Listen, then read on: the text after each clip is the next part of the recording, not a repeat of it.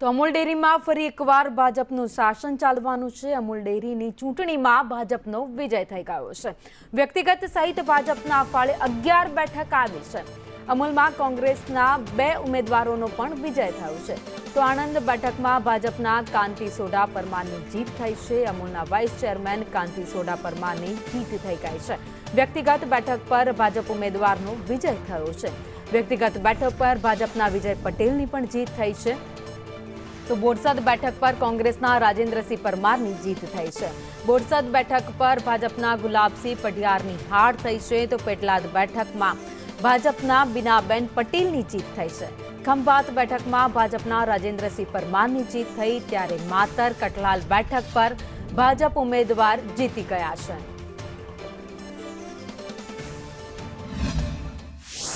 बोरसद અને આકલાવના જે મતદારો હતા એને મારી પર છઠ્ઠી વખત સંપૂર્ણ વિશ્વાસ મૂકી અને મને જીતાડ્યો છે।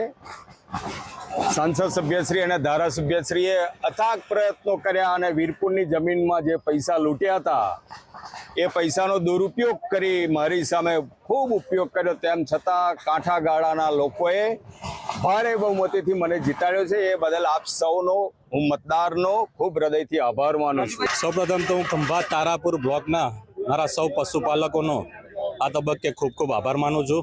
આવનાર સમયમાં આદરણીય નરેન્દ્રભાઈ મોદી સાહેબ તથા દેશના પ્રથમ સહકાર મંત્રી એવા અમિતભાઈ શાહ સાહેબનું જે સંકલ્પ છે પશુપાલકોની અને ખેડૂતોની આવક બમણી કરવામાં, એ દિશામાં અમે સૌ સંચાલક મંડળો સાથે મળીને યોગ્ય દિશામાં પ્રયત્ન કરીશું।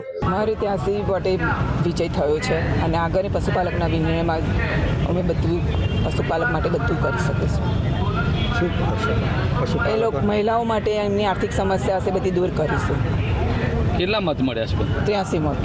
અને સામે જે એમને મળ્યા છે એમને કેટલા? સામેવાળાને 5 મળ્યા છે। તે આજે મને મારા પશુપાલકો, ખેડૂત મિત્રો, દૂધ મંડળીના ચેરમેનો ને જેમને મતદાન હતું એમણે 79 લોકોએ મને સમર્થન કર્યું।